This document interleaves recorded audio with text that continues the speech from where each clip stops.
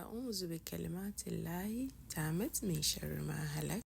Welcome back. Today I'm gonna share with you how to make some grilled mackerel fish recipe. This recipe is super simple and easy to make, yet it saves time and money. To start, I soaked my sheaf in vinegar and salt water for 32 an hour. Then I started washing it with some lime.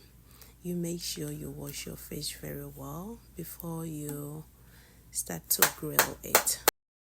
This helps to take out the slimy and the fishy smell out from the fish, and it is very clean that you can have every bit of the fish.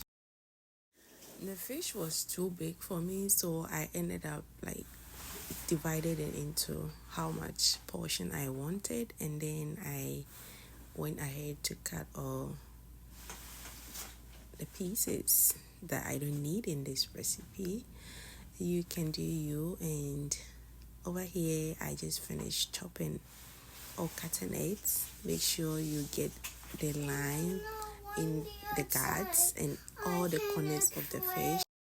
I used two different type of fish for this recipe. So here is the mackerel fish. I'm using a cod type of fish as well. So yeah, after cleaning everything, I'll go ahead to season it very well. So with the season, you don't need too much of seasoning, but it's up to you. If you want to add some more, that is fine, but I went ahead to add some salt and some olive oil to coat my fish. You can go ahead to use onion and garlic powder as well. That will be perfect as well, but I just wanted it to be simple. And back home with our fishmongers, they normally do this and it turns out perfectly. So yeah, I used a grill outside. You can go ahead to use an air fryer. You can use your own oven as well.